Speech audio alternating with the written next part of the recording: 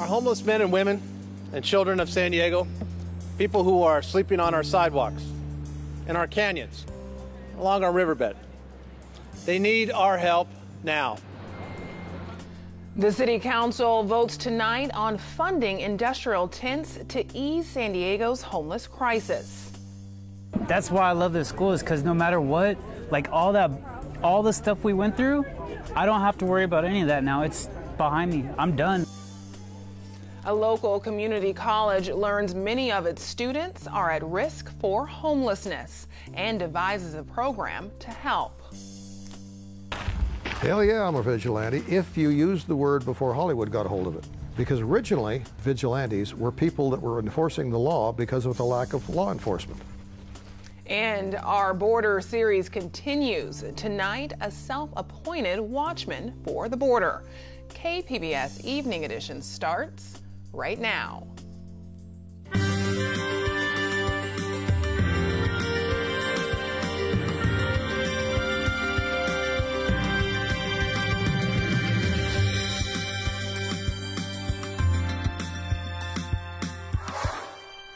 Good evening and thanks for joining us. I'm Ebony Monet.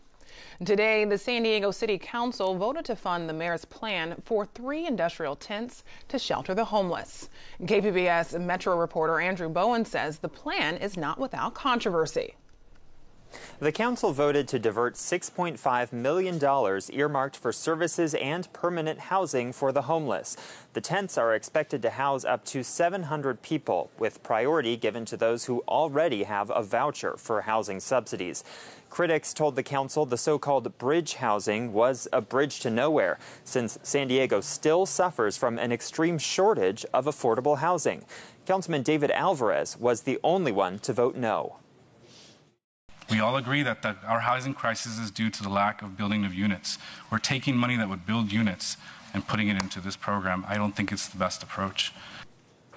Mayor Kevin Faulconer addressed the council before their vote. He says no affordable housing projects will lose funding, and permanent supportive housing is still the ultimate goal. And so your support today, your yes vote today, is going to provide hundreds of men, women, and children temporary relief from the streets while they search for permanent housing. And that's what today is all about. A last-minute change to the plan requires the tent operators to track how many homeless people make it from the tents into permanent housing. Andrew Bowen, KPBS News. Time when San Diego badly needs more affordable housing, a federal tax credit that is a cornerstone for San Diego's subsidized housing could be cut. KPBS North County reporter Allison St. John has more from our Cal State San Marcos Bureau. Buried in the new tax reform bill being considered in Washington, D.C., is a provision that would eliminate a federal tax credit that builders of affordable housing really rely on. Investors contribute to affordable housing projects because it earns them tax breaks. That rental housing is then made available to people below a certain income level. Ann Wilson of Community Housing Works says more than 6,000 affordable apartments in San Diego County have been funded with the 4% federal tax credit in the last 5 years. The 2 tax credit programs are the foundation of all of our new construction. And to take the 4% out would pretty much take half of the resources away from us. It will devastate us. Wilson says till now the tax credits for affordable housing have enjoyed bipartisan support. She says a new bond measure on California's 2018 ballot relies on the federal tax credits to reach its affordable housing goals. The California Housing Partnership says statewide eliminating the federal tax credits could cost California $2.2 billion and lead to the loss of 20,000 affordable housing units a year. In the KPBS North County Bureau, I'm Allison St. John. In Chula Vista, they're celebrating the official opening of a new affordable housing complex where property developers say there's already a 10-year waiting list. KPBS reporter Matt Hoffman has more. Chula Vista Mayor Mary Salas says the new units will provide desperately needed relief for the community. We need more affordable housing for our families.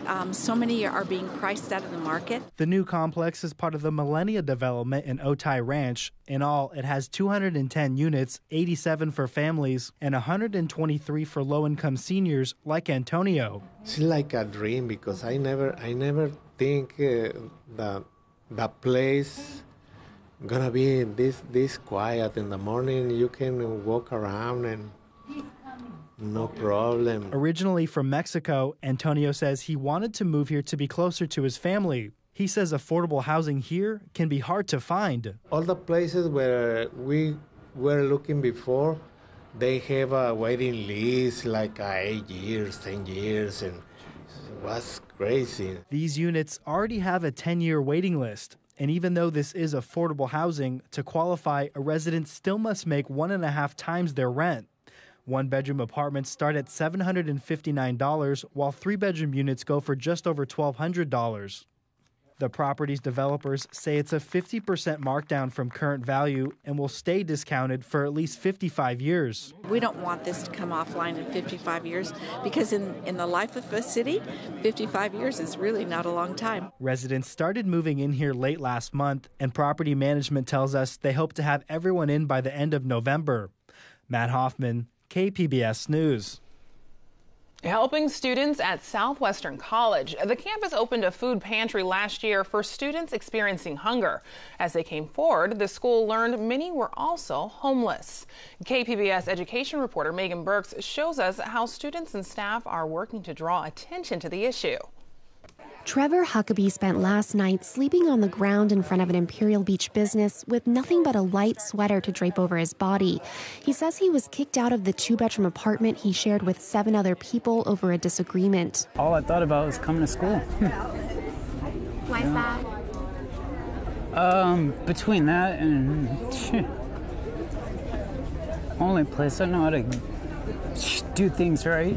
Huckabee is studying automotive technology at Southwestern College.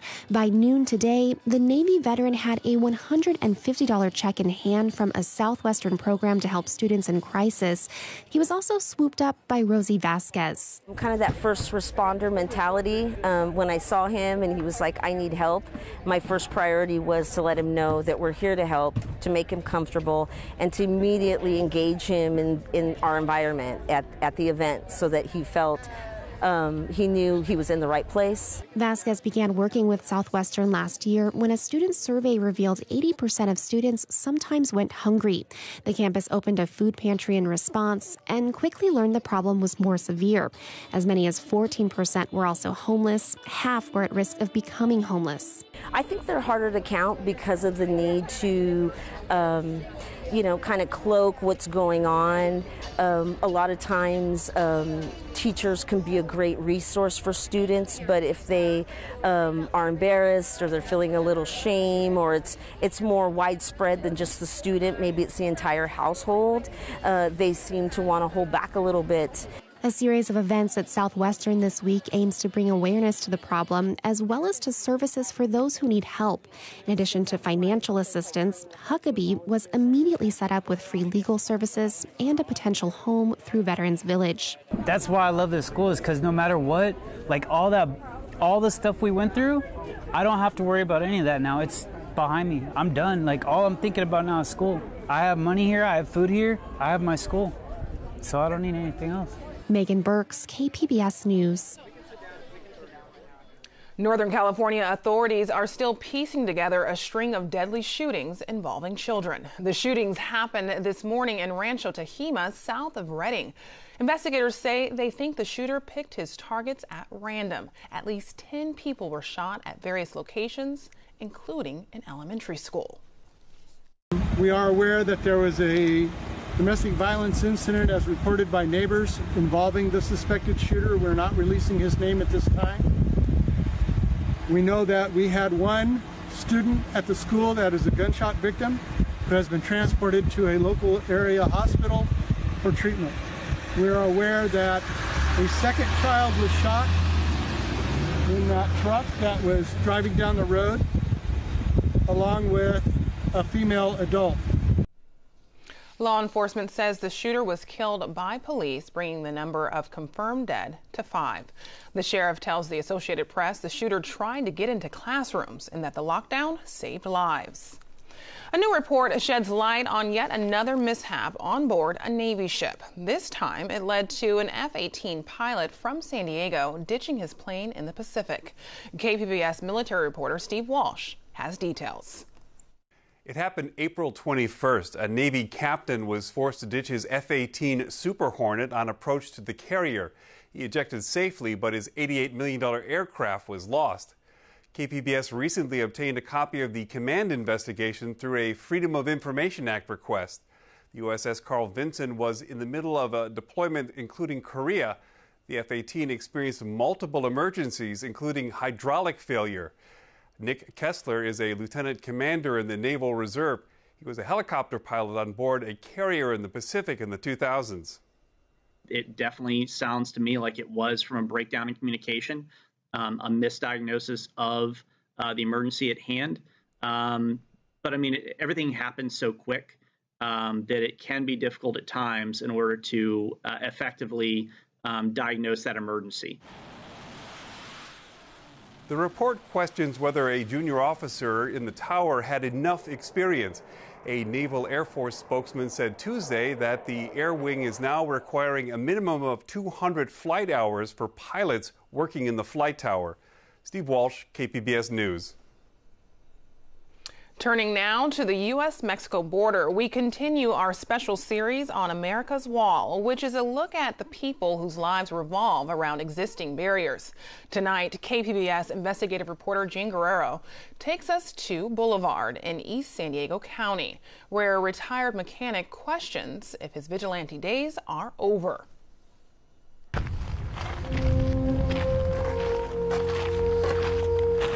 Hell yeah, I'm a vigilante, if you use the word before Hollywood got a hold of it. Because originally, vigilantes were people that were enforcing the law because of the lack of law enforcement. Without borders, you're no longer a country. Legal immigrants, love them. People breaking the law, that's my problem. And the government not enforcing it. They call me a crazy gringo.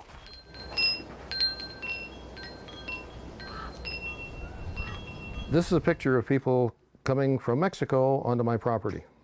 And this is what happens to your fence when the smugglers decide to drive through it. I'm armed to protect myself, but if it's kill or be killed, I will not hesitate. If we get a wall like they built in Israel, I probably will not have to wear a bulletproof vest along the border anymore. Shadow, I think your tongue is on a reel. You have got an extremely long tongue. Before Operation Gatekeeper, it was wonderful. I mean, we had a good rapport with the people down south. They didn't speak English, I don't speak Spanish, but it was always hi, you know, and whatnot. But then after Operation Gatekeeper, they watched the gates and they didn't care about the fences in between the gates or the ports of entry. So that's when the cartels got involved and were bringing people out from Tijuana, Tecate, out here, and bringing them north. Instead of climbing through your barbed wire fence, they would just cut it. They've got the battery-powered cutters that just come up there and bzzz. Over the years, my wife and I have spent probably $20,000 in fence repair and property repair because of these people. The neighborhood I grew up in, South Park, Burlingame, North Logan Heights.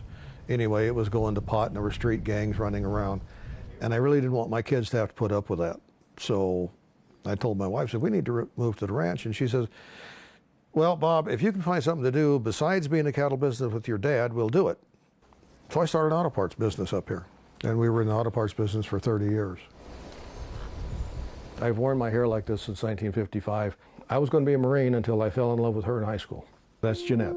She would have had a nervous breakdown if every time I'd been deployed. The day she died, she told me to get on with my life, excuse me, and not waste my time feeling sorry for myself. But she was my life. I consider myself an American citizen. Most people don't anymore. I love my country. I believe in the Constitution. It is my duty to protect my country from people invading it. I'm going to die, and I don't care how, except I'm not going to die a slobbering old man in a rest home pushing a walker. I'm going out in a firefight.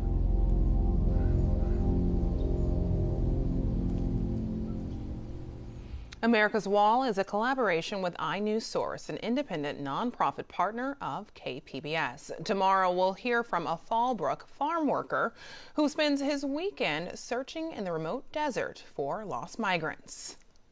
Cuando recibo una llamada de una madre suplicándome, llorando, que está perdido su hijo, que está perdido su esposo, híjoles, se me parte el alma y digo, pues tengo que seguir porque si no lo hago yo, ¿quién lo va a hacer? For the full series on America's Wall, head to our website at kpbs.org or go to iNewsSource.org. Sunny, clear skies over San Diego today, but how long will it last? Erin Calandra has more in tonight's forecast. We're seeing some pretty nice weather here the next couple of days. It's going to be in the 70s, low 70s as it should be, and staying dry. Looking across the county, not much going on as far as precipitation. So we're in a nice dry pattern. To the north of us, we are seeing some showers, some storms even, but it's not going to reach us. We are sitting here nice and comfortable for the next couple of days. Tonight, 58 degrees for our overnight low, partly cloudy conditions. And taking a look at temperatures across the region, Oceanside 47 degrees, Poway 52, Ramona 46, and Alpine 49 degrees. Borrego Springs coming in at 56 degrees.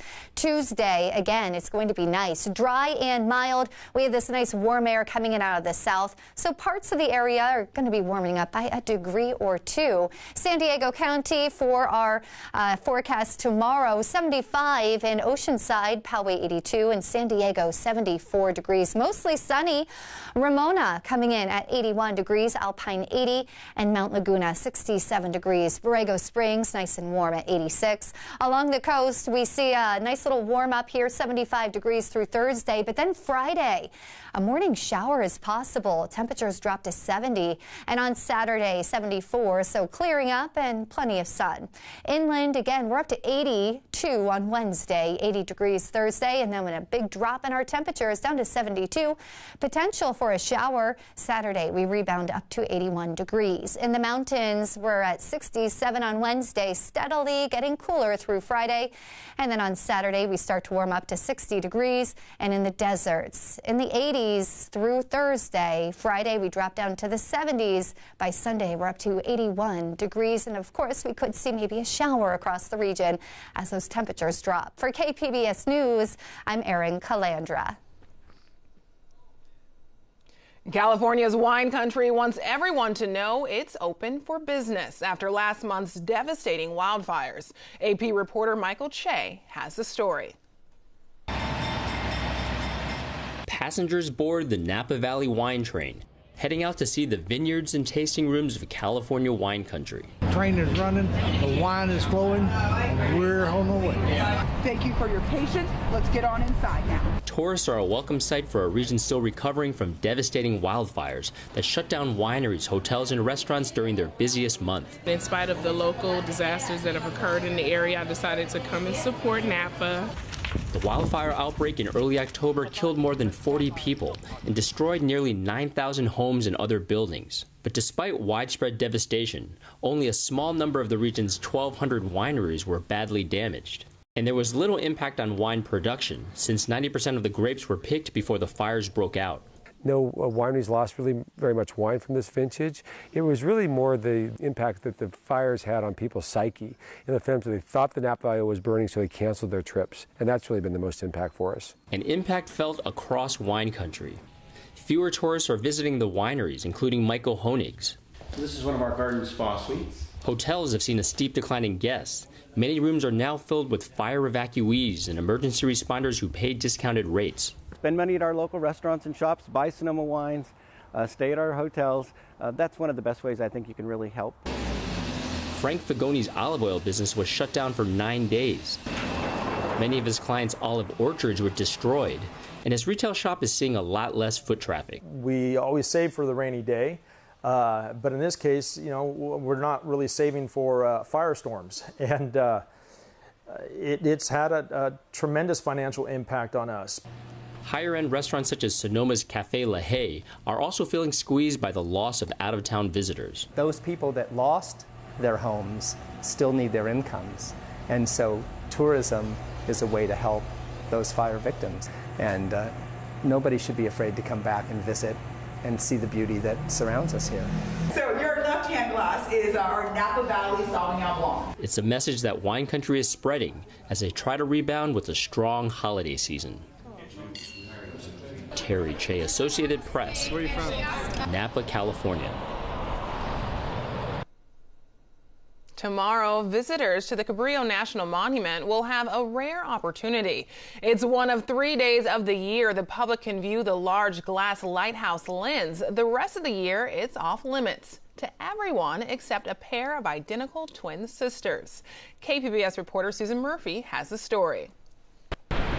High on a hill, 422 feet above the ocean on the tip of Point Loma, sits the historic old lighthouse. The beacon was first ignited 162 years ago to guide ships and their crews through the darkness.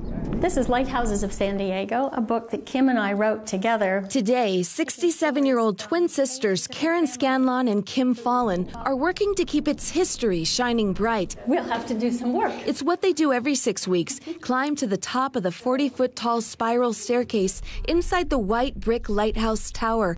Oh, this big, beautiful doll.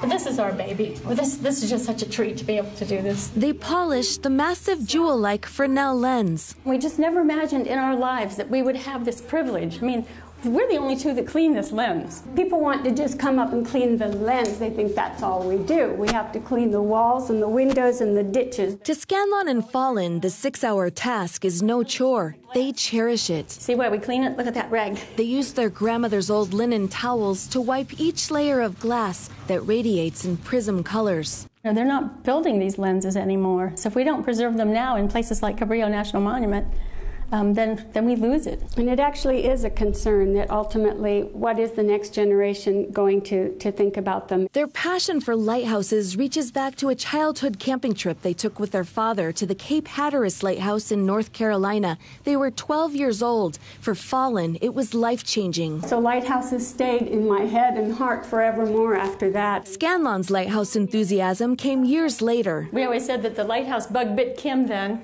and the mosquitoes bit me. The old Point Loma Lighthouse was one of the first buildings in San Diego. It was the last of 8 lighthouses constructed along the west coast. This lighthouse should have been one of the first to open, but it was not because the ship that was carrying supplies for this lighthouse and several others sank on the bar of the Columbia River. Each lighthouse featured a unique light. Some flashed or rotated to signal the mariner of their location. Point Loma's was a fixed white beacon lit with whale oil. It never needed to rotate. It was the only light out here. Below the light tower was a bustling 2-story home for the keeper and his family, who kept the light aflame. They were all vigilant. They were all watching for ships and problems out there.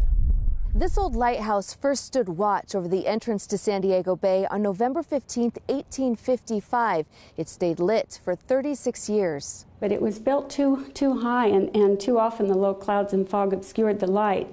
In its day, it was the highest lighthouse in the United States, but that was its nemesis ultimately. So in 1891, the light was extinguished and a new lighthouse opened at the bottom of the hill near the edge of the shore. Although it's currently under renovation, it's still active today, illuminating the tip of the point from 20 miles offshore. I went nuts down there, finding the history of it. The sisters grew up in Ohio and moved to San Diego with their husbands after college. We haven't done the spider webs up there yet, have we? Both raised 2 children. They've traveled the world to see lighthouses. Germany and France and Netherlands. Their bond is deep. I can see where you wipe dust on my clean prisms. They've spent much of their lives together researching and writing about Point Loma's lighthouses. Here was the active light station, and Old Point Loma is up here, and Ballast Point Light clear out there. Who were the keepers? Who were the families that lived there? They've interviewed children of lighthouse keepers from generations ago who were raised on the desolate seashore. It was their playground. Looking at sharks playing in pools of water. When the tide goes out down here, they lived right there, so they had little swimming pools. As years went by, the old lighthouse at the top of the hill was nearly torn down several times. And it fell into terrible ruin. It was really, really it was nothing more than a skeleton. And it was used in the war, 2 war efforts, World War I and World War II. As a signal station for alerting ships that were coming in for the anti-submarine net. The iconic old lighthouse was restored and relit by the National Park Service in 1984. Today, it serves solely to bring history to life and to brighten up Point Loma with its beauty. Seeing it sitting on the hill and its own little modest self, and you see the big ships coming by, and to think of the sailing ships that came by initially. Sisters Scanlon and Fallon say they'll continue their work to preserve the iconic treasure. And then the icing on the cake is putting our hands on that glass and treating it lovingly and cleaning it. So that the beacon that once lighted a path for ships and stood the test of time never goes dim. Susan Murphy, KPBS News. You can find tonight's stories on our website, kpbs.org/evening edition. Thanks for joining us. Have a great night.